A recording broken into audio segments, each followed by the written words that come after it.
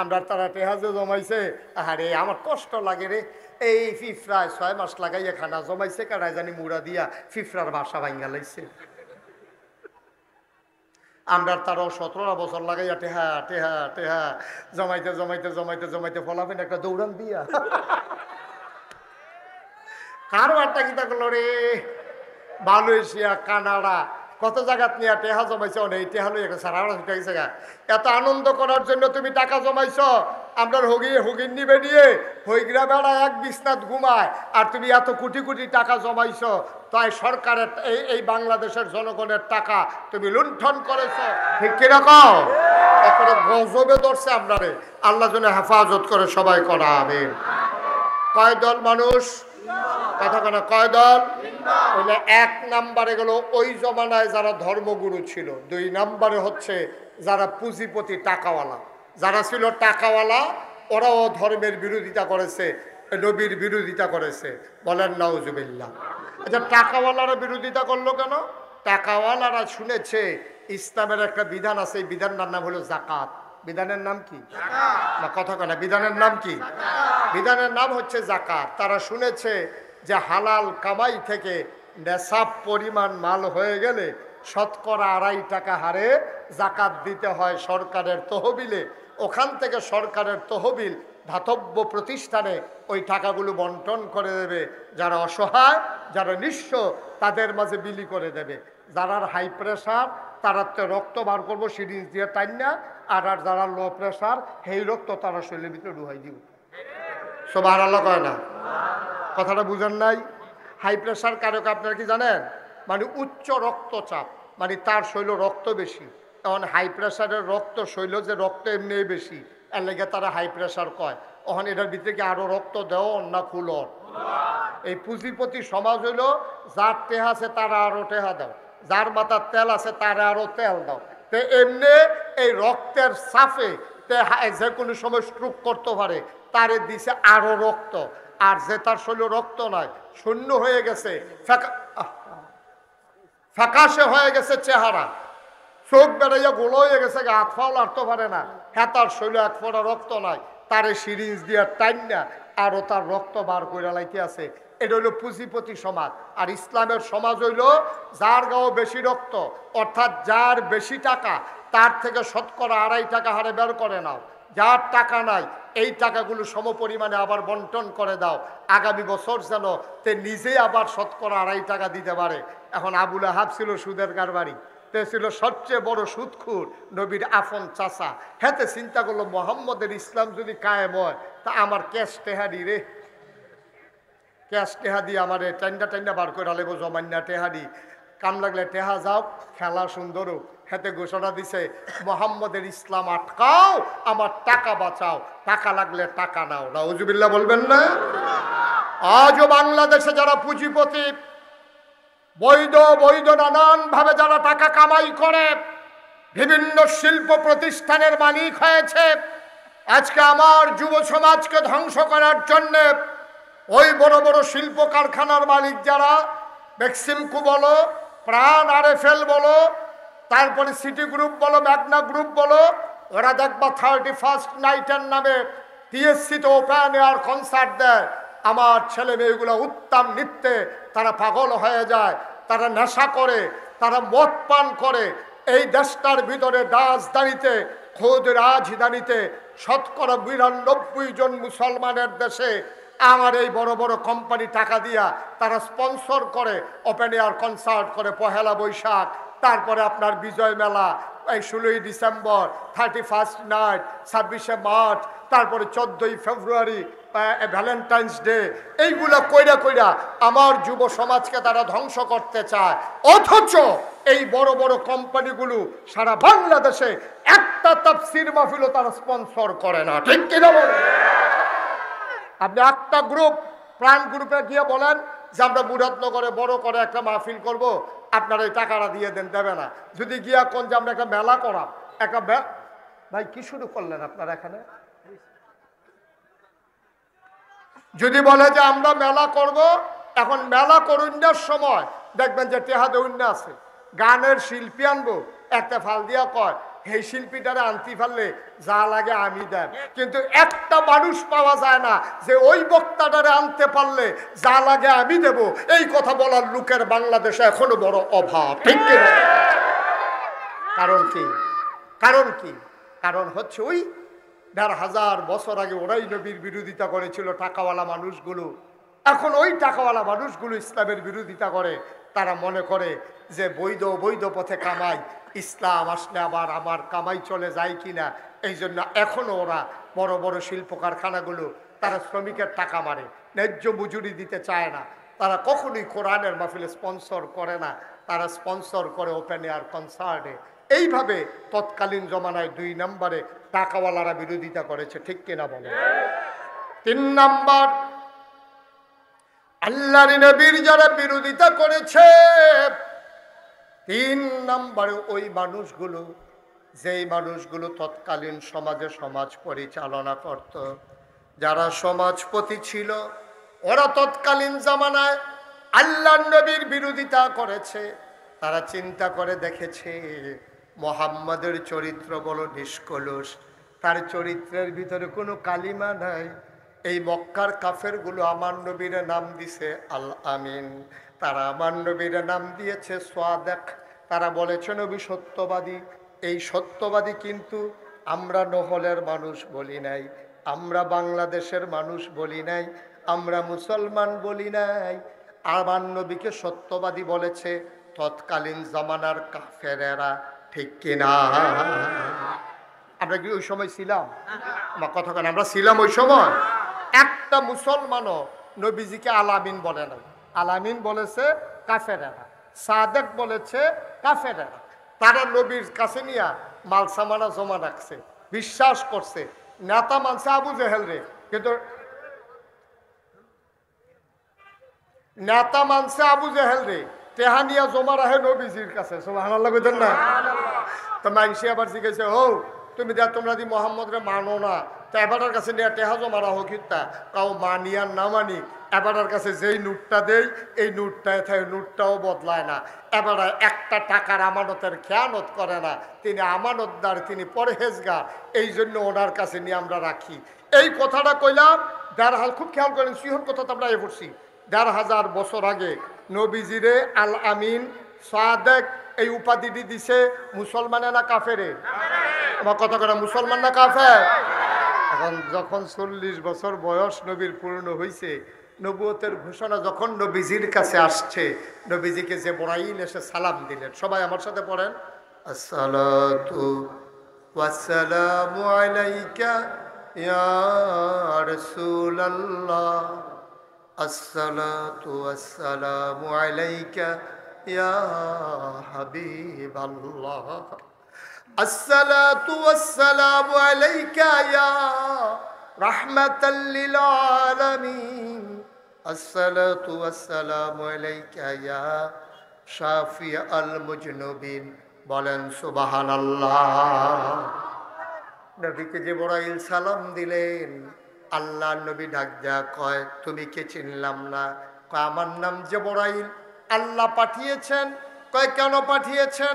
কয়েকটা ঘোষণা দেওয়ার জন্যে। কই কি ঘোষণা বলো? কয় ঘোষণা কিচ্ছু না, আপনার পরিচয় ছিল এতদিন মোহাম্মদ ইবনে আব্দুল্লাহ, আপনি ছিলেন আব্দুল্লাহর ছেলে মোহাম্মদ, এই নামে আপনাকে সবাই চিনত।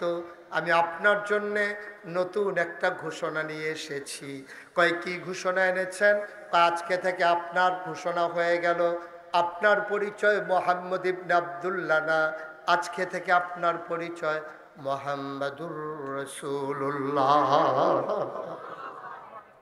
জোরে পড়তে হবে সাল্লাল্লাহু। নবীর নাম শুনলে কি পড়তে হয়? ২-১ বার না বারবার? ২-১ দিন না প্রতিদিন? ২-১ সপ্তাহ না প্রতি সপ্তাহ? ২-১ মাস না ১২ মাস? ২-১ বছর না সারা জীবন? আমরা পড়ব সাল্লাল্লাহু আলাইহি ওয়াসাল্লাম। সুবহানাল্লাহ বলবেন না? জিবরাইল এসে বললেন, ও মুহাম্মদ, ও মুহাম্মদ, আজকে থেকে আপনি মোহাম্মদ ইবনে আব্দুল্লাহ না, আজকে থেকে আপনার পরিচয় মোহাম্মদুর সাল্লাল্লাহু আলাইহি ওয়াসাল্লাম। নবী দৌড়ে দৌড়ে আম্মাজান খাদিজার ঘরে গেলেন। নবীজি ডাক দেয়া কয়, খাদিজা, ও খাদিজা, শুনছো নাকি খবর? কয়, খবর শুনবো পরে। আপনার চোখগুলো কেন বড় বড়, গাল কেন লাল, আপনার শরীর কেন কম্পমান, আপনি কি কোনো ভয় পেয়েছেন? আল্লাহর নবী কয়, হ, ভয় পেয়েছি। কে আপনাকে ভয় দেখালো? আল্লাহর নবী কয়, কেউ ভয় দেখায় নাই, মক্কার কোনো মানুষ আমারে ভয় দেখায় নাই। তাইলে আপনারে কে ভয় দেখাইলো? নবীজি চোখের পানি ছেড়ে দিয়ে কয়, খাদিজা, আল্লাহর ফেরেশতা জিবরাইল এসেছিল হেরা গুহায়। উনি আমারে ডেকে কয়, আমি নাকি মোহাম্মদ ইবনে আব্দুল্লাহ না, আমার পরিচয় নাকি মোহাম্মদুর রাসূলুল্লাহ। খাদিজা কয়,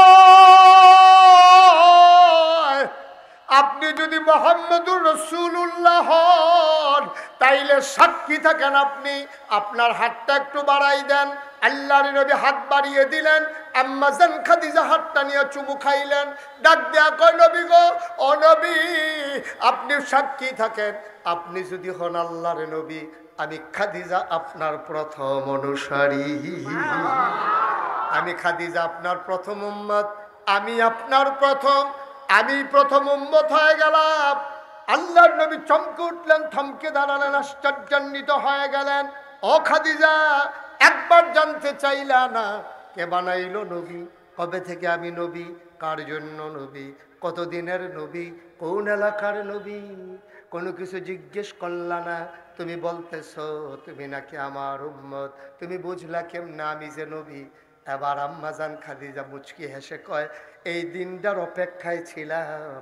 25 বছর বয়সে সিরিয়াতে যখন আপনারে ব্যবসার কাজে পাঠাইছিলাম, তখন আমার গোলাম এসে খবর দিয়েছে আপনি সাধারণ কোনো মানুষ না। জিজ্ঞেস করেছিলাম মানুষটা কেমন? মানুষটা কেমন বলতে পারবো না, তবে মরুভূমির উপর দিয়ে মানুষটা যখন হেঁটে গিয়েছে, আমরা দেখেছি এবড়ো থেবড়ো পাথরের উপর দিয়া মোহাম্মদ হেঁটে যায়, কোনো ব্যথা পায় না। আমরা চিন্তায় পড়ে যেতাম, উনি কি কোনো ব্যথা পায় না? আমরা তালাশ করার জন্য নবীর পিছনে পিছনে দৌড় দিতাম, ওই শক্ত পাথর হাতে নিয়ে দেখতাম। বছর সংসার করার পরে নবীর ইনস্যান্ট আউট, ভিতর এবং বাহির, প্রকাশ্য গোপন, কোনো কিছু নবীর কাছে গোপন নাই। এরপরেও খাদিজার কাছেও গোপন নাই। সব যাই না শুই না দেখা বুইজা চইলা ফিরা, এক লগে থাইকা এক লগে খাইয়া, লগে লগে স্বীকৃতি দিছে আপনার নবী। 50 বছর সংসার করলেন, আপনার বউ আপনার অলি মানে না। আপনি যত এখন অলি এবিডি কখন হেগুল যেন হন, কখন করলাম মন মেজাজ খারাপ আছে হন, হেবিডি আপনি অলি বিল্লা ফাত্তাই দিত চায় না। আর নবীজিরে 15 বছর সংসার করার পরে নবীজির স্ত্রী কয়, আপনি অবশ্যই নবী। পার্থক্য আছে নাকি নাই? আপনারা তো মানে না, তো আপনার ওয়াইফে আপনার ওলি এর দূরে তো মানে না, মানবো কেমন? খাইছত খারাপ, তো খাইছত খারাপ। এবার আইলের তো গরু লইয়া নাম তোলেছে, গরু দৌড় দিচ্ছে, তো গরুর আর দড়িয়ে ছাড়ে দিলে তো সারে, এটা দৌড়ে বইয়ে রয়েছে কীর্তি। ওখান থেকে যে গরুর দড়িত বইয়ে রয়েছে, আর গরু তো জুড়ে দৌড়ে যাচ্ছে, গরুর লোকে বেটা পারে, এই দড়ি দৌড়ে দিয়ে হাসরান খাইয়া পড়ে আডু মাডু এটা এসারেট করে লুঙ্গিটা নেয়। সিরা লুঙ্গিটা লইয়া সিফা সাফা দিয়া বুড়া গাইরা যখন বাজ্যা জিগাইছে লুঙ্গিটা লুঙ্গিটা কানে গেছে, কেন চাইবে না লুঙ্গিটা কি কানে কি চালাইছে না গুমুর গুমুর করা। এই খচ্চতার মানুষের আল্লাহ এই বেরিয়ে তো অলি স্বীকার করবো কেমনে? কথায় কথায় গোরান দিয়ে চাল খিচালা বহে ফিটে ধরাইলা গুমুর করে কিন দিয়ে আসেনি রে খচ্চ। আমরা এগুলো বুঝাইতে নাই, ওই হুদা আসেনি, কি একটা দমাদম যায় রাইতে না ওনা যায়। আহারে মুসলমান রে, আহারে মুসলমান, আহারে মুসলমান। ভাই কুদ্দুর চিন্তা করে না, কুদ্দুর চিন্তা করে, এরকম খারাপ বেড়ে আগেও আছে। এর লেগে কোনো এমনি ধরে ধরে কই নাইছে না।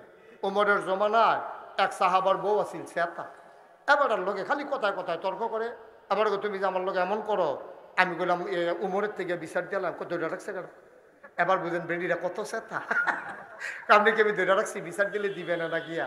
এবারে চিন্তা করলো কই আলেছি না বাড়ুই কেমনে, এবারে বাড়ুইয়া গেছে উমরের বাড়ির গাড়া গিয়া, সেটা দেখে উমরের গড় আরো আগুন জ্বলতে আছে। এবারে কয় যে না মাশাআল্লাহ আমরা কি তো যদি বিচার দিতাম ইসলাম, তারা গড় দিয়ে আরো আগুন। এবার বেড়ায় ফিরে জাগিয়ে তুলেছিল নবীর সাহাবা, উমরেও ঘরের তে বাড়ুইয়া দেহে একটা লোক জাগিয়ে ডাক দিয়েছে, ও না যায় কই ইসলাম, ইসলাম তো আপনার কাছে। কই কে রে ইসলাম? কয় না সারব। কয় কি সারবো? কেন বুঝইছো তো আমরা আপনার হাতে ভালো আছি মাশাআল্লাহ। কয় কি তা ইসলাম কে রে ইসলাম এটা কইতে পারবো না? কয় না ইসলাম বউয়ের ব্যাপারে বিচার দিতা, আইয়া দেখি যে আমরা করো রোজ, আপনারা করো আগুন। আমার তো হয়েছে কিতেছে কি আর বিচার দাম গেছে কিতেছি ভালো আছি অনেক ঘরে গিয়ে মিল দিয়ালাম চিন্তা করছি। ডাক দিয়া যখন জিগাইছেন কথাটা কইয়ে যাই, আমার দি মন্ডায় কয় বউয়ে যখন বাড়াবাড়ি করে মারতাম মন্ডায় কয় আপনি উমরের কি রাগ হয় না? আপনার ওয়াইফ আপনার লগে যেমনি কথা কয় আপনার সেট উড়ে না? কয় সেট দৌড়ে মাঝে মাঝে তো নিয়ত কইরা লাই। কয় নিয়ত পরে ভাঙেন কেমনে? নিয়ত কইরা সেটা নিয়তটা পরে কেমনে ভাঙেন? কয় চিন্তা কইরা দেখলাম এই বেডিটারে কোনো আমি চিনতাম না, এই মহিলারও আমারে চিনত না। কেমনে কেমনে বিয়ার পয়গাম গেছে, 3 বার মাত্র আমি কবুল কইছি, বেডিয়ে কবুল কইছে। আমি তো কিচ্ছু সারণ লাগছে না রে। আমার ওয়াইফ বিয়া বওয়ার কারণে তার বাড়ি ছাড়ছে, তার ঘর ছাড়ছে, তার আব্বা ছাড়ছে, তার আম্মা ছাড়ছে। যেই বালিশটাত মাথা রাখা ঘুমাইতো বালিশটাও বাপের বাইত রাখাইছে। যেই বান্ধবীরারে লইয়া খেলতো বান্ধবীরারও কাউরে আনতে পারে নাই। যেই বাসুন্ডার মধ্যে বইয়া খাইতো বাসুন্ডাও ফালাই দিয়ে আইছে। এই মহিলাটা আমার সাথে কবুল কোয়ার কারণে আব্বা ছাড়লো, আম্মা ছাড়লো, বাড়ি ছাড়লো, ঘর ছাড়লো, ভাই ছাড়লো, বোন ছাড়লো, মাথার বালিশ ফালাইলো, খাবারের প্লেট ছাড়লো, বান্ধবীদেরকে ফালাইলো। যেই মহিলাটা 3 বার কবুল কোয়ার কারণে সব কিছু ছাইরা আমার লগে আইলো, আমি বুঝি এবিডির দিকে তাকাইয়া মনের জিদরা একটু ছাড়তে পারি না। এই জন্য রাগ দেখাইলো, আমি আর রাগ দেখাই না, নিয়ত কইরা লাইছি বেডিরা আমার লাগে অনেক করছে রে, আমার ঘরটারে নিজের ঘর বানাই লাইছে, আমার দ্বারা এটা সম্ভব না রে ভাই। ও মুসলমান, এই 3 দল মানুষ নবীর বিরোধিতা করলো, আজও 3 দল মানুষ ইসলাম কায়েমের পথে বাধা হয়ে দাঁড়ায়। আজও 3 দল মানুষ এই ইসলাম কায়েমের পথে বাধা হয়ে দাঁড়ায়। বাংলাদেশে বুদ্ধিজীবী নামের একদল লোক কলঙ্ক, তারা আগের সরকারের আমলে এই কারবার করছে, অহনো তারা দেখবেন কায়দা কইরা তারা কথা কয়, প্যাকেট কইরা কইরা ধরন যায় না। আমরা তারা তো আটকা কই আলায় দেখা ধরা পড়া যায় গায়, তারা বড় বুদ্ধি খাড়াইয়া খাড়াইয়া কথা কয়, তারা ভাত খায় বাংলাদেশও, কুলি হালাই গিয়া ইন্ডিয়া। বুদ্ধিজীবী নামের কলঙ্ক এই অসভ্যের দলে আমি খেয়াল করে দেখি সব সময়। এই স্বাধীনতার 53 বছর অতিবাহিত হয়ে 54 বছরে পরে গেল, আমরা খেয়াল করে দেখলাম এই বুদ্ধিজীবী নামের যারা কলঙ্ক তারা সব সময় কথা বলতে গেলেই ইসলামের বিরুদ্ধে কথা বলে। ঠিক না? তারা কথা বলতে গেলেই আলেম ওলামার বিরুদ্ধে কথা বলে, তারা কথা বলতে গেলেই মসজিদ মাদ্রাসার বিরুদ্ধে কথা বলে। আমি বলেছি এই শীততাপ নিয়ন্ত্রিত কক্ষে বসে আর বুদ্ধিজীবীর নমুনা দেখলে আপনি খেয়াল, আমি তো আবার সবকিছু খেয়াল করার লাগে, বুদ্ধিজীবী আপনারা তো খেয়াল করেন না সব, আমি আবার খেয়াল করি। এই যে বাংলাদেশে যত বুদ্ধিজীবী আছে দেখুন সবটির তালুকা চলা, একটা তো চুল নেই। আমি অনেক গবেষণা করলাম রুহলান ভাই, যে এই বুদ্ধির লোকে চুলেরও তো শত্রু থাকে নি, যে বুদ্ধি থাকলে চুল তখন যেত না, কারণটা কিতা। আমি অনেক গবেষণা অনেক কিতাব টিতাবও বিচারছি, পাই না, গুগলে সার্চ দিছি দেখি আইয়া না। পরে শেষ পর্যন্ত আমি গবেষণা করে নিজে নিজে বার করলাম, আমার মনে হয় বুদ্ধি গুতাইয়া এই অসভ্যের চুল বেলায় আলগা করে লাইছে কেন? ঠিক কিনা কও? কথা কইতে লইলে ইসলামের বিরুদ্ধে কথা আইয়া পড়ে, কথা কইতে লইলে আলেম ওলামার বিরুদ্ধে কথা কয়। এই যে শুধু ঢাকাতে আছে, এলাকাত নাই তা না, এলাকার ভিতরেও দেখবা কর্তৃ আছে, ইমাম সাহেব দেখলে মস্কারা করে, শরীরটা দেখলে মনে হয় চুলকানি উঠতেছে গেতা। আসেনি রে কারবা? খেলাধুলার কম খেলছো না, অনেক খেলছো। ইমাম সাহেব দেখলে টিটকারি কি হুজুর খাইয়াইছেন না, খেয়ে খাইবে হুজুরে খাইয়াইছে না গিয়া খেবো তোর দরকার কি? তুই তো হগিন্দি বিড়িরে ভিক্ষা দিচ্ছ, তুই হুজুরের খবর লস কি? ঠিক কিনা কও? হুজুরে খাইয়াইছে না গিয়া খেবো তারে জি গাইব তারে। তুই বেড়া হগিন্দি বেড়িরে ভিক্ষা দিচ্ছ, তুই মসজিদ টেহা দিতে লইলে সিফা দিয়া টেহা লইয়া বইয়া থাহস, তোরে চিনি না আমরা। টেহাই বেড়াইয়া কাম দে তার দুঃখে। কথা যেটা মনে পড়ছে এটা কি কইলে চা ওই আর আইনা নাই হল বলা। মসজিদ হুজুরে টেহা তুলে তে কাঁচা ফাস্টিকা নুটটারে ফকেটে মুট করে ধরে লইয়া হাতে ফকেট তা তো লইয়া বইয়া রয়েছে, ধুম ধরে বইয়া রয়েছে। হুজুরে ওয়াজ করতে পারবো, টেহা দিতাম না। পয়সা আপনি কাঁচা টেহা মুডের ভিতরে লইয়া রাখলে কতক্ষণ পরে দেখবেন এটা গাম দিয়ালা দেয়নিও। তাই খালি কুদুর ফটে ফটে চাই টেহারা আসেনি। হুজুরে যেমনি কালেকশন করতেছে এটা ফকেটও থাকলে করে ফাল দিয়া ব্যাগ লোক এলেগেটারিতে মুট করে লইয়া বইয়া রয়েছে। কতক্ষণ পরে পরে চায় আসেনি, কতক্ষণ পরে দেখে যে গাই মৌডে তে টেহার লোকে কথা কয় কান্তা পারবা, কান্তা পারবা, মসজিদও দিতাম না। আসেনি রে অসুবিধা আসেনি তো তুই হিসাব লো হুজুরে খাইয়াইছে না গিয়া খাইব। তুই কি হিতাকাঙ্ক্ষী হুজুরের, তে হুজুরে বড় পেয়ার কাটতে হোক অসভ্য কহে না। তুই হুজুরে মহব্বত করস, তুই জীবনে হগিন্দি বেটিতে বিখ্যাত হচ্ছে। হুজুরে জীবনে মসজিদের সান্দা দিত 6 বছরের সান্দাবাহী, তুই পয়সা ঠিক দিয়ে ধরে রহস। তুই হুজুরে জিজ্ঞাসা খাইয়াইছে না গিয়া খাইব, হুজুরে খাইয়াইছে না গিয়া খাইব, তোর দরকার কি? আবার হুজুরের শরীরে যদি কুতুর মড হয় আবার আমরা তারা চিৎকারে বেড়ে কেউ দরজা দিয়ে ঢুকেননি।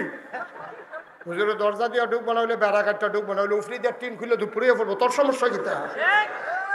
আসেনি অসুবিধ অনেক করেছো তোমরা, তামাশার শেষ আছে, সব কিছুর একটা শেষ আছে। কোরআনের হাদিসের কথাগুলো আমার আলেম যখন বলেছে মিম্বারে বসে, তোমরা আমার ইমামের চাকরি খেয়ে ফেলেছো, ঠিক কিনা বলো? তোমরা কম করো নাই। আমার আলেমগুলো যখন কোরআনের কথা বলেছে কোরআনের মঞ্চে, তোমরা জোর জবরদস্তি করে আমার আলেমগুলোকে বেজ্জতি করে তোমরা মঞ্চ থেকে নামিয়ে দিয়েছো।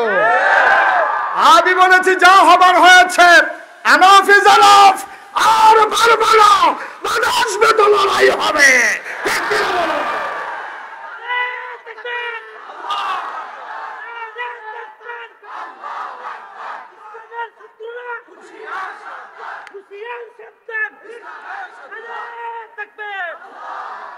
সবাই পড়ে না আমিন।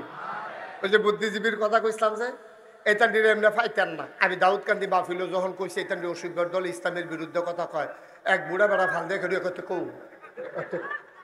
আমি তার এখন ফাইবেন হন তে কৌ এবার তার যেই নমুনা ছিল ফাইলে তারে থুত পাইয়া গোসল করাইলে লইল পানি লাগলো না।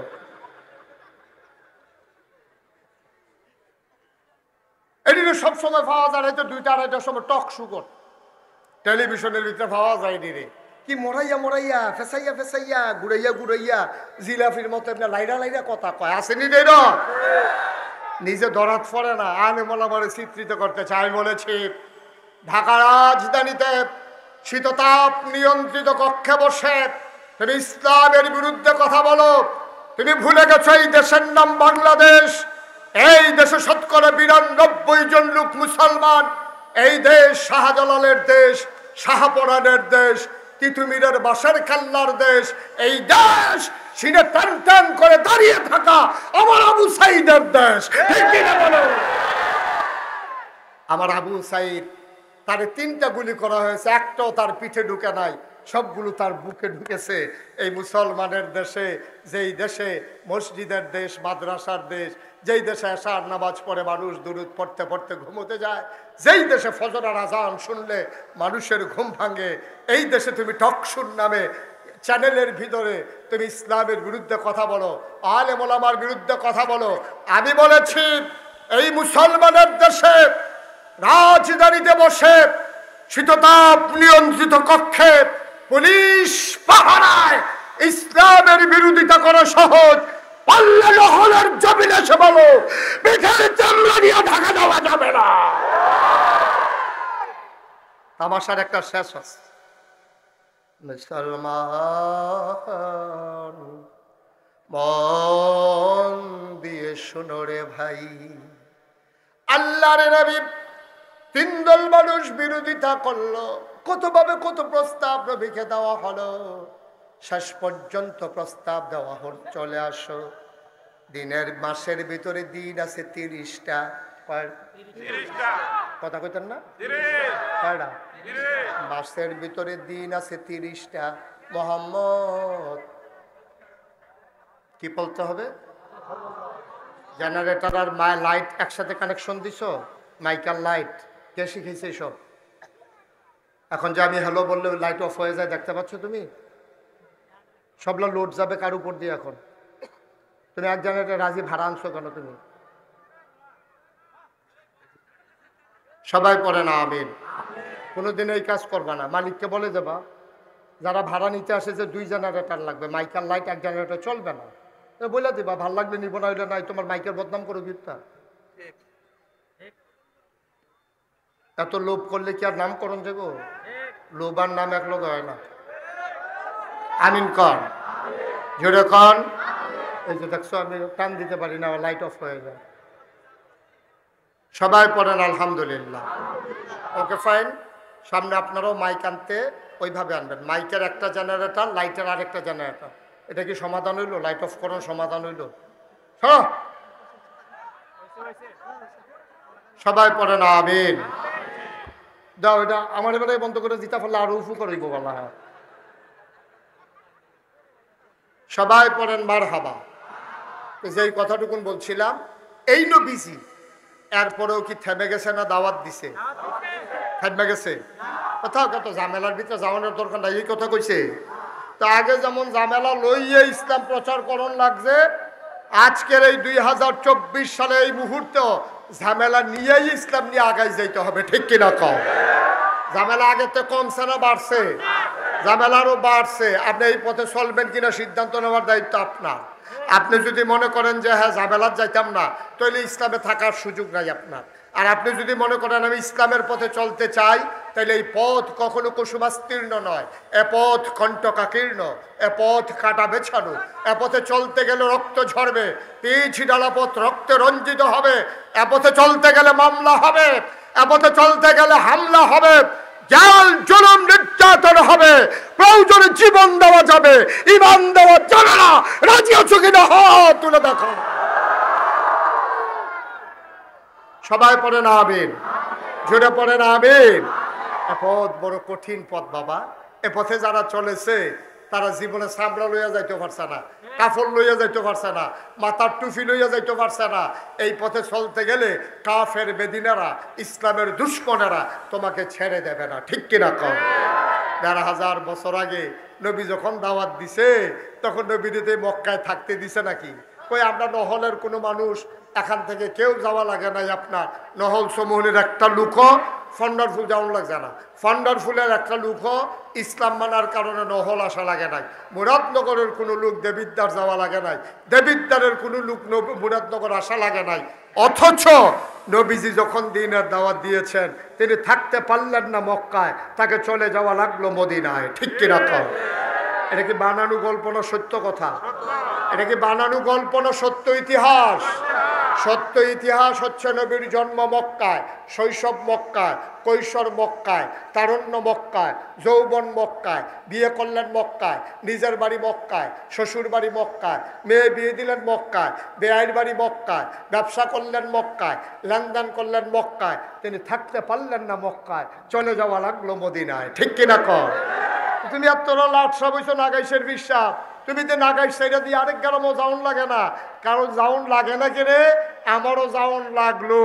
আমরা আলু মার্খা মুসলমান হয়ে গেছি, হুটকি তো লাগে, গুস্ত তো লাগে। ঠিক কিনা? আমরা গানের ভিতরেও সভাপতি, মাহফিলের ভিতরে গিয়েও সভাপতি। কে বুঝাইব কারে? কর কে বুঝাইব কারে? আমরা গানও সভাপতি, মাহফিলেও সভাপতি। তো এটা হইলে তো সকলে পারে।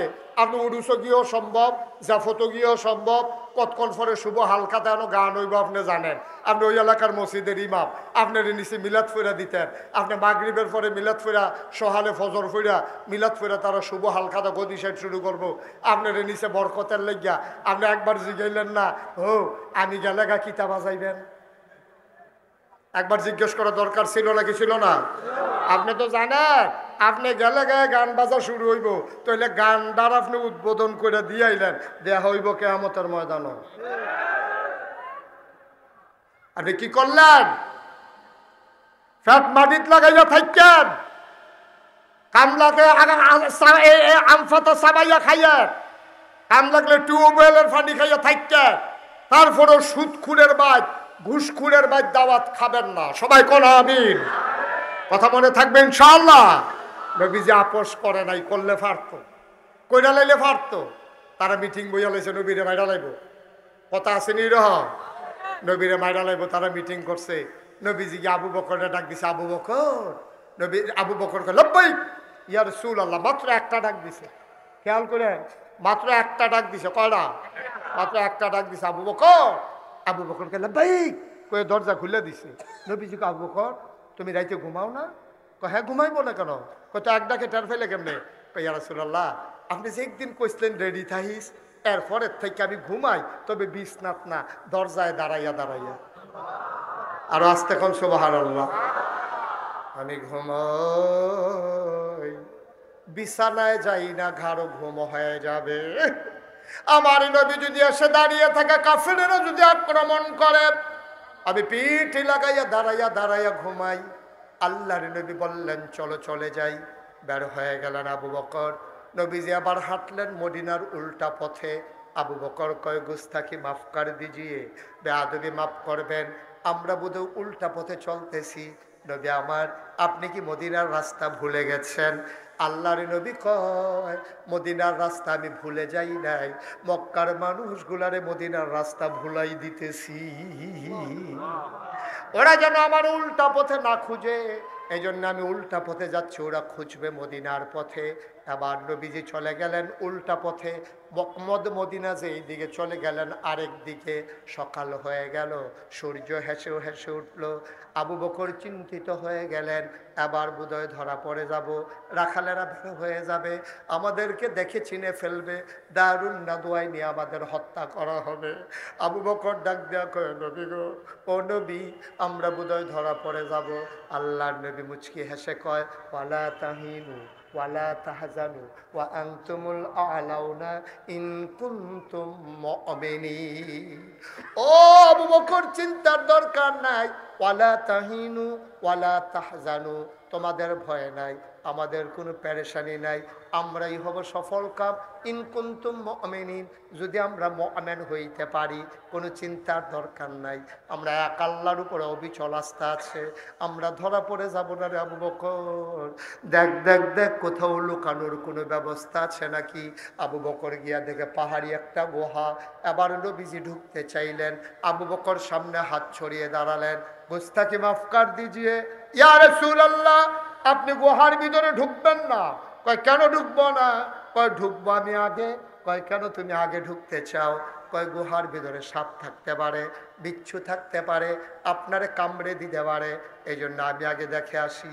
আল্লাহর নবী চোখের পানি ছেড়ে দিলেন, ডাক দেয়া কয় আবু বকর আমারে কামড়াবে, তোরে কামড়াবে না? আমারে যদি কামড়ায় তোরে কামড়াবে না আবু বকর। নবীর চোখ বেয়ে বেয়ে পানি পড়তেছে, কলজা বড় নবীর মায়া। আল্লাহ কোরআনে কয় ফাবিমা রাহমাতিম মিনাল্লাহি লিনতা লাহুম ওয়ালাউ কুনতা ফাজ্জান গালিজাল কলব লানফাদ্দু মিন হাওলিক ফাআফু আনহুম ওয়াস্তাগফির লাহুম ওয়াশাফিরহুম ফিল আমর ফাইজা আযামতা ফাতাওয়াক্কাল আলাল্লাহ ইন্নাল্লাহা ইউহিব্বুল মুতাওয়াক্কিলিন। কলজা বড় নবীর মায়া। নবী ডাক দেয়া কয় আবু বকর আমি গুহায় ঢুকলে আমাদের সব কামড়াবে, তোরে কামড়াবে না। আবার আবু বকর কি জবাব দেয়? আমরাও তো আশেকে রাসূল, আবু বকরও তো আশেকে রাসূল। আবু বকর জবাব দেয় নবী গো, ও নবী আমার মতো 100 আবু বকর যদি মরে যায় ইসলামের কিচ্ছু হবে না গো নবী। আপনি যদি কিচ্ছু হয় তাইলে দুনিয়াতে ইসলাম থাকবে না।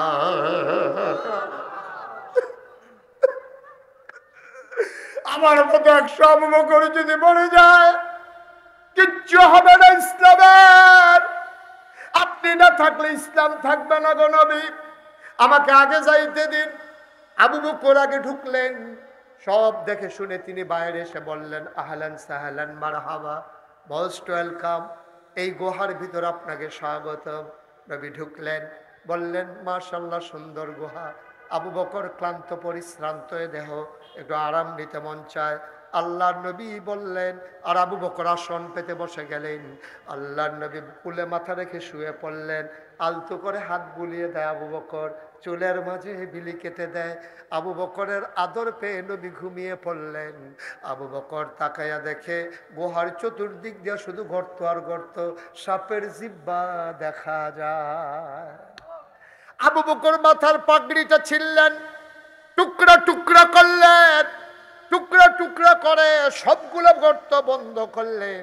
কাপড়ের টুকরা শেষ, গর্ত রয়ে গেছে আরো একটা। সুবহানাল্লাহ কয় না? তিনি কি করবেন? কিং কর্তব্য বিমূঢ় হয়ে গেলেন। তিনি ভয়ে পড়ে গেলেন, কি করবেন এখন? কি করা যায় এখন? আবু বকর কি করবেন? গর্ত একটা বাকি আছে, কাপড়ের টুকরা নাই। আবার আবু বকর সিদ্দিক আস্তে করে নবীর কুলের নিচ থেকে পা একটা বের করলেন, গর্তের মুখে পা চাপা দিয়ে রাখলেন। বিষাক্ত সাপ বের হতে না পেরে আবু বকরের পায়ের ভিতরে ধ্বংসন করলেন। শরীরটা নীল হয়ে গেল, একেবারে চোখ দুইটা লাল হয়ে গেল। আবু বকরের বিষের যন্ত্রণায় ছটফট শুরু করে দিলেন, ঠুট্টারে দাঁত দিয়া কামড়ে ধরলেন। আওয়াজ বের হয়ে গেলে,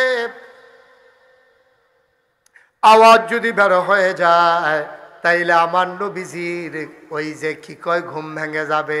এবার ঠোঁট দিয়া চাপড় কামড় দিয়া যে ঠোঁটটারে দাঁত দিয়া কামড়ে ধরে, তিনি আবার আটকে দিলেন। ওকে জি, ঠোঁট দিয়ে কামড়ে ধরলেন। আবু বকর সিদ্দিক তার ঠোঁট দিয়া কামড়ে ধরে তিনি কান্নার আওয়াজ থামালেন। মুফাসসিরিনে কেরাম, মুহাদ্দিসিনে কেরাম কয়, ও আবু বকর, আওয়াজ থামাইবা দাঁত দিয়া কামড়াইয়া, চোখের পানি থামাইবা কি দিয়া? আওয়াজ থামানো যায়, চোখের পানি তো থামানো যায় না। আবার টপ টপ করে আবু বকরের 2 ফোঁটা চোখের পানি নবীর গাল মুবারকে পড়ে গেল। নবী লাফ দিয়ে উঠলেন, দেখে শরীরটা নীল হয়ে গেছে, গাল বেয়ে বেয়ে পানি পড়তেছে আবু বকরের। ডাক ডাক, আবু বকর, ও আবু বকর, কেন কান্দস রে আবু বকর? বাড়ির কথা মনে পড়েছে নাকি? আবু বকর ডাক দেয়া কয়, ইয়া রাসূলুল্লাহ, ইয়া হাবিবাল্লাহ, আপনার আবু বকরকে আপনি এখনো চিনলেন না? আপনার চেহারা মুবারক আমার সামনে, আর আমি বাড়ির কথা মনে করে কানবো, এটা আপনি কেমন করে ভাবলেন গো নবী? কয়, তাইলে কাঁদো কেন? আবু বকর কান্দে আর কয়, নবী গো, মনে করেছিলাম বলবো না, না বলে আর উপায় নাই। ও নবী, সাপ আমারে কামড়ে দিয়েছে। আগে কেন ডাকলি না? কয়, আপনার ঘুম ভাঙ্গাইতে সাহস পাই নাই গো নবী। আল্লাহর নবী কয়, দেখি কোথায় কামড়ে দিয়েছে। এবার নবীকে পা দেখালেন। আবু বকর বললেন, পায়ের এই জায়গায় কামড়ে দিয়েছে। আল্লাহর নবী আঙ্গুল দিয়ে জিহ্বা থেকে একটু লালা লাগালেন। লালাটা নিয়ে আবু বকরের পায়ের ভিতরে যেখানে সাপ কামড়ে দিয়েছে ওই জায়গায় একটু লালা লাগাই দিলেন। আবু বকর কয়, পাটা আমার এমন আরাম পাইল, সারাটা শরীর কখনো বা ব্যথা হয়েছে, মৃত্যুর আগ পর্যন্ত এই পা যে আরাম পাইছে, আমার কোনো অঙ্গ আর আমার দেহের এত আরাম পায় না। নহল চৌমোহনীর লোক কোনদিন মুশতাক ফয়েজি তোমাদের কাছে আসে নাই, আর কোনদিন আসবো কিনা জানি না। 34 বছর মুশতাক ফয়েজি বাংলায়, বাংলার বাইরে মাহফিল করে। মাহফিলে কদম দিলে মাহফিলটার ওজন বুঝি। আজকে নহল চৌমোহনীতে কদম দিয়া মন্ডা সাক্ষী দিয়েছে, তোমাদের মাহফিল আমার আল্লাহ কবুল করে নিয়েছে। আজকে আমরা সবাই মিলে এই কবুল হওয়া মাহফিলটাতে আমরা সবাই মিলে একটু তওবা করব। আমাদের জীবনে গুনাহ আছে নাকি নাই? কথা কয় না, গুনাহ আছে নাকি নাই? এই গুনাহগুলো মাফ করানোর একটাই মাত্র পদ্ধতি, এটার নাম হইলো তওবা। কিন্তু আমরা তো শুনছি তওবা করে, এটি কোনো তওবা না। ফিসা বেন্না ফাগড়িটা দিয়ে হালাইছে, আর এটা ধরে ধরে আস্তাগফিরুল্লাহ পড়তে আছে, আস্তাগফিরুল্লাহ রাব্বি। তো হুজুরে কয়, তেও কয়, তে আবার মনে মনে কয়, তে যে সুদের টেহা লইয়া অনের কথা আছিল আইসে নিজের নাকি হইব হেগুল দিয়া পড়তে আছে আস্তাক ফিরুল্লাহ, চিন্তা করতেছে সুদের টেহা। হেগুল দিয়া পড়তে আছে আস্তাক ফিরুল্লাহ, চিন্তা করতেছে ফাইল আটকাইয়া কেমনে ঘুষ খাইব। এই বড় আছে নাকি নাই? তো তোর তওবা হইছে, তুই আর বাট ফাড়িয়ে না করতেছ। তুই তো গোনাগারের তে আরো নিকৃষ্ট। এক গোনা করছ তো এক বালা, এরপরে আল্লাহর লোকে বাটফাড়ি করস কীর্তি। তুই যেই মনে মনে চিন্তা করস কেউ জানে না, একজন জানে, তিনি কে? মনের তে ফাললে তওবা কইরো, না হইলে তওবা কইরো না। আজকে আমরা খালে অন্তরে সবাই মিলে তওবা করব ইনশাআল্লাহ, আর গোনা করব না। রাজি আছেন সবাই? সবাই আমার সাথে পড়েন, সবাই একটু নামাজের মতো বসেন। সবারই তো আর বসতে দেওয়া গেল না। আমরা সরি, এক্সট্রিমলি সরি। ইনশাআল্লাহ ভবিষ্যতে আয়োজন করতে রুহুল আমিন এবং তার যুব সমাজ এবং মসজিদ কমিটি চিন্তা করবে। বড় কোনো খ্যাতমেত দেওয়া যায়নি মাহফিল, এখনও যে আর হইতো না, এটা রুহুল আমিনে বুঝ জ্বালাইছে। এটা ওই দুইটা লাইন আছে, জাগা হইব, হুজুর বদলাইলে অন লাগবো হুজুর বদলাইলে দেখবা জাগা হই, আরো জায়গা থাকবো, কোনো টেনশন। আজ সবাই নামাজের মতো বসেন, সবাই মিলে আমরা তওবা করি। সবাই আমার সাথে পড়েন, আউযু বিল্লাহি মিনাশ শাইতানির রাজিম, বিসমিল্লাহির রহমানির রহিম। তওবার আগে আমার একটা কথা আছে। আমার রুহুল আমিন আপনাদের এই মাহফিলটার জন্য আমার দরবারে অনেকবার গেছে। আমি তার কলজা দিয়া মায়া করি। মায়া করার কারণ আছে, এই ছোটো বয়সে ইসলামের পথে চলতে চায়, সমাজে ইসলামকে সমাজের রঙে এই ইসলামের রঙে সমাজ রাঙাতে চায়। এজন্য দীপ্ত শপথ গ্রহণ করে সামনের পথ চলাকে পিচ্ছিল করে নিয়েছে, কণ্ঠকাকীর্ণ করে নিয়েছে, কুসুমাস্তীর্ণ করতে পারে নাই। এ পথে চলতে গেলে ঝামেলা হয়, এই ঝামেলা নিয়েই এই অল্প বয়সে এগিয়ে যাচ্ছে। আমরা সবাই মিলে দোয়া করি আল্লাহ যেন তারে কবুল করে। আরও যারা এই মাহফিলের সাথে জড়িত, আরও যারা দিন কায়েমের পথে জড়িত, আল্লাহ সবাইকে যেন কবুল করে। সবাই পড়েন আমিন, জোরে পড়েন আমিন। আপনারা জানেন, পোস্টারেও দেখেছেন, সবাই শুনেছেন, আমাকে তো সবাই চিনেন, মুশতাক ফয়েজি পীর সাহেব। আমি কিন্তু পীর সাহেব হতে চাই নাই, আল্লাহ সাক্ষী, আমি পীর সাহেব হতে চাই নাই। আমার পীর সাহেব হওয়ার কোনো শখও ছিল না, আমি এটার জন্য লালায়িত না, আমার কোনো স্বপ্নও ছিল না। তো বলে ওইলেন কেমনে, অনেক কাহিনী, সবটা কন যেত না, সংক্ষিপ্ত কইতে আসি না, কইতে আসি তো আমি কি তোরা কনের লিখে বইয়া রইছি না, এখানে আমার আগ্রহ দিতে আছে, দৌড়দি দৌড়দি। আমি পীর সাহেব হতে চাই না। আমার দাদা ছিলেন ফুরফুরা সিলসিলার একজন বড় পীর। আমার আব্বা এন্তেকাল করেছেন দাদার আগে। আব্বার এন্তেকালের পরে দাদা একবারে ভেঙে পড়েছেন যে কে চালাবে এই দরবার, এত বড় দরবার। মিটিং ডাকলেন, আমাকে বললেন, সবাই জিজ্ঞেস করলো, হুজুর আপনি কি চিন্তা করছেন? আমি চিন্তা করেছি আমার আদরের নাতি মুশতাক ফয়েজি দরবার চালাবে। আমি হাউ মাউ করে কান্না। আমি বললাম, আমার বড় আপন ভাই আছে, 3 জন চাচা আছে, সবার ডিঙ্গাই আপনি আমারে কেন? আমি জানি কে চালাইতে পারবে, বুঝেই দিতেছি। আমি তো পীর সাহেব হতে চাই না, কারণ বাংলাদেশও আমি পীর সাহেব দেখতে দেখতে অতিষ্ঠ। অধিকাংশ পীর সাহেব দেখবো শৈলগত্রবালা, লেহাফড়াও করছে, অস্বীকার করা যাবে না, লেহাফড়া করে, আত আছে, ফাও আছে, নাক আছে, চোখ আছে, মুখ আছে, কান আছে। অটো চালাইলে 1000 টাকা কামাই করন যায়, সিএনজি চালাইলে 1500 টাকা কামাই করন যায়। বাংলাদেশের অধিকাংশ পীর সাহেব সিএনজিও চালায় না, অটোও চালায় না, কোনো চাকরিও করে না, কোনো ব্যবসাও করে না। এই মুড়িদার বাইত কয়দিন, সেই মুড়িদার বাইত কয়দিন, হগিন্দি মেডি টেহা দেয়, সেই টেহাতে বইয়া বইয়া খায়। রিক্সাওয়ালায় টেহা দেয়, সেই টেহা খায়। আরে বেড়া, পারলে তুই রিক্সাওয়ালারে দে, পারলে তুই হগিন্নি বেডিরে দে, এইটাই না তোর দায়িত্ব। তুই যেহেন পারস, এই ফাটতে ফাটতে এমন অভ্যাস হয়েছে, এই আতার উল্টায় না, কেটাই জানি দৈরে এমনি উল্টাই দিছি, এটা আবার বুচ্চুরই উল্টাই গেছে। নাদানের একটা জাত ফদ আছে বেড়া, খাইতে এত টেহা লাগে না। মুরিদরে খালি কও দুনিয়া সারো, দুনিয়া সারো, দুনিয়া লইয়া ভাগল লইও না। কথা তো ঠিক, সুন্দর কথাই কইছে। এবারে মুড়িদে দুনিয়া ছাড়াইতেছে, আর এবারে খেত রাখতে রাখতে নিজের গ্রাম হালাইয়া আরেক গ্রামও ঢুকালাইছে। হে কেনা ক আসেনি রে কালবা, এই হলো বাংলাদেশ। আমি এটি দেখতে অতিষ্ঠ গেছি। দাদা আমার ফিরানি লাগতো না, আমি মাপ চাই, আমি ফিরসা বইতাম চাই না। দাদাই কয় না, তুমি যেই রকম চাও আমি সেই রকম ফিরে বানাইতাম চাই। সুবহানাল্লাহ বলবেন না? আমারে দাদায় মাত্র 9 শতক জমিন দিছি। কয় শতক? আমি জমিন কিনা শুরু করলাম, আমি কিনছি 1800 শতক। কয় শতক? 18 শতক। আরে 1800 কত? শ শ শটা আলগা করে কইয়া 1800 শতক জমিন আমি কিনছি। আমার এখনো 10টা প্রতিষ্ঠা, একটা জিকির আজকারের জন্য খানকা, দাখিল মাদ্রাসা, নুরানি মাদ্রাসা, হাফিজিয়া মাদ্রাসা, ধাতব্য চিকিৎসালয়, গণপাঠাগার, গবেষণাগার, ছাত্রাবাস, ইয়াতিমখানা, মসজিদ।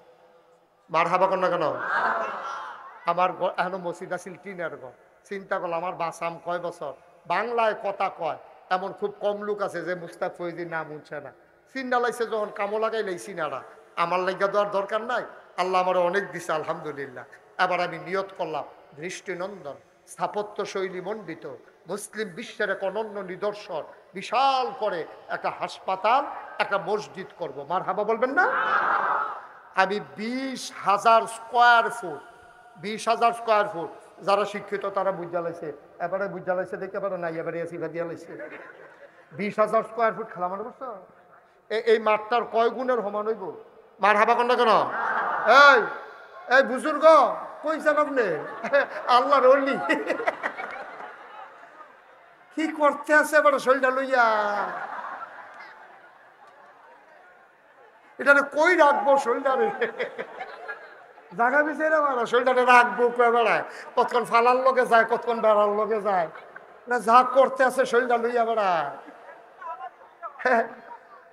তার একটা কলজা রে, এত্রি মানুষের ভিতরে তো উঠতে একটা কলজা লাগেতে, তার মনে হয় শরীরটা ফুটাটা কলজা তার। আমার হাবা বলো, আমার মসজিদরা নিচতলায় হাসপাতাল, দোতলায় 3তলায় মসজিদ, 20,000 স্কোয়ার ফিট। আমি বললাম যে এই মসজিদ করতে কত লাগবে? ওরা আমাকে বললো 15 কোটি টাকা। আমার হাবা বলবেন না? এবারে তো ডরাইছে 20,000 হইন না, আমি ডরাইছি টেহা হইন না।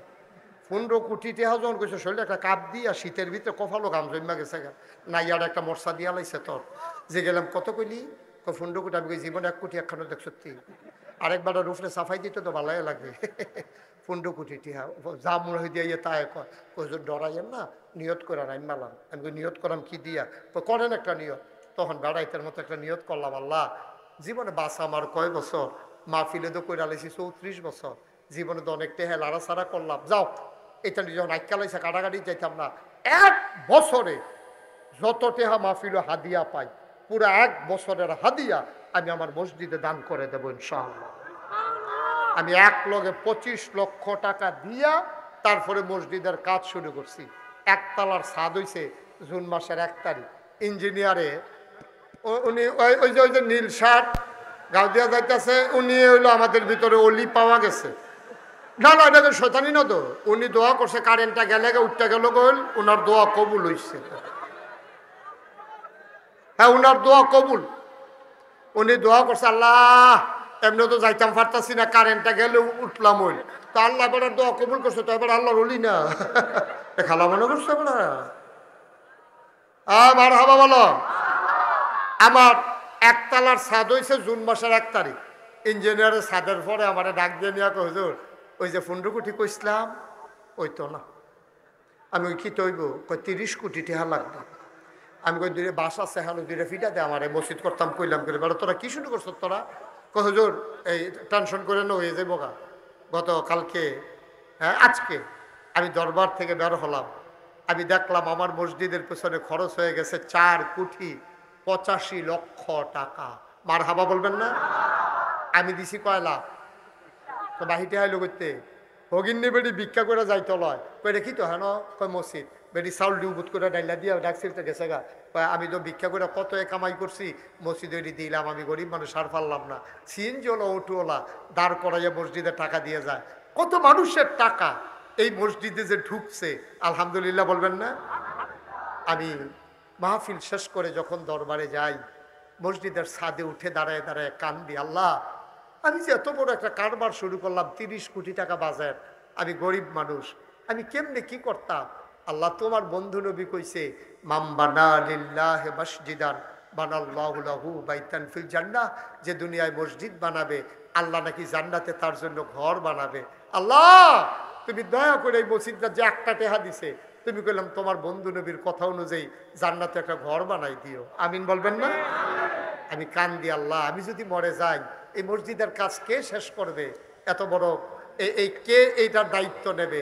আমি খুব পেরেশানিতে থাকি। আমি ঘুমাইতে যাই, স্বপ্নে দেখি মসজিদ। আমি খাইতে যাই, চোখের সামনে আমার মসজিদ ভেসে উঠে। আমি এই কাজটা নিয়ে বড় পেরেশানিতে আছি। আমার এই কাজ আগাই চলতেছে, একতলার ছাদ হইছে, কিছুদিনের ভিতরে আমার মসজিদের দোতলার ছাদ হবে। ৩৫ টন রড লাগে, ১৫০০ বস্তা সিমেন্ট লাগে। মার হাবা বলবেন না? এবার এটার লগে মিলাইয়া রাজমিস্ত্রি খরচ কত, সুরগি কত, সিলেকশন কত, এটি বাহিরে আপনারা বুঝ করে লাইতেন পারবেন কিরম টাকা খরচ হইব। খালি রডে লাগে ৩৫ টন দোতলার ছাদরার ভিতরে। মার হাবা কোনটা কেন জোরে কইতেন না? মার হাবা। আমার এই মসজিদটা আমার স্বপ্ন। বাংলাদেশে এই মুশতাক ফয়েজি কোনোদিন হাত পাইতা কারো কাছে ৫ টাকাও নেয় নাই। কেউ প্রমাণ দিতে পারবে না যে আমি হাত পাইতা কারো কাছ থেকে টাকা নিছি। কিন্তু আমার এই মসজিদ আমার স্বপ্ন। আমার স্বপ্ন আমাকে ঘুমাতে দেয় না। সুতরাং এই মসজিদ যেন, আপনার মুরাদনগরের মানুষ, আমরা কুমিল্লা এক জায়গার মানুষ, আপনারা অনেকেই গিয়ে হয়তো দেখেও আসছেন আমার মসজিদ, সবাইকে দাওয়াত দেখে আসবেন, সবাই দোয়া করবেন। আমার একটা আবদার, আমার এই মসজিদরা বিনির্মাণে দোতলার ছাদ হবে কিছুদিন পরে। যদি কেউ মনে করেন যে হুজুর ইনশাআল্লাহ আমি ১০০ বস্তা সিমেন্ট দিয়ে দেব, আমি ২০০ বস্তা সিমেন্ট দিয়ে দেব মসজিদের জন্য, অথবা আমি ১ টন রড দিয়ে দেব, অথবা আমি ১০,০০০ টাকা দিয়ে দেব, আমি মোস্ট ওয়েলকাম। আহলান সাহলান মারহাবা, আমার মসজিদে আপনাকে স্বাগত। আছেন কেউ যে হুজুর ইনশাআল্লাহ আমি ৫,০০০ টাকা নগদ দিলাম, পরবর্তীতে ইনশাআল্লাহ ১০০ বস্তা সিমেন্ট দিয়ে দেব, অথবা ২০০ বস্তা সিমেন্ট দিয়ে দেব। এখানে হাজার হাজার জনতা হাজির হয়েছেন। সবাই মিলে একটু সহযোগিতা করলে আমার জন্য, আমার মসজিদটার জন্য বিরাট উপকার হবে। আমাকে দেওয়া লাগবে না, আপনারা আমার মসজিদটাকে সাহায্য করেন, আল্লাহ বরকত দেবে ইনশাআল্লাহ, আমি দোয়া করে দেব। আছেন কেউ? আছেন? একটা লুকও নাই যে হুজুর আমি এই নগদ ১,০০০ টাকা দিলাম, এরকম একটা লুকও নাই এই প্যান্ডেলটার ভিতরে হাজারো জনতার মাঝে যে হুজুর ইনশাআল্লাহ আমি ১,০০০ টাকা আপনার এই মসজিদের জন্য নগদ দিলাম।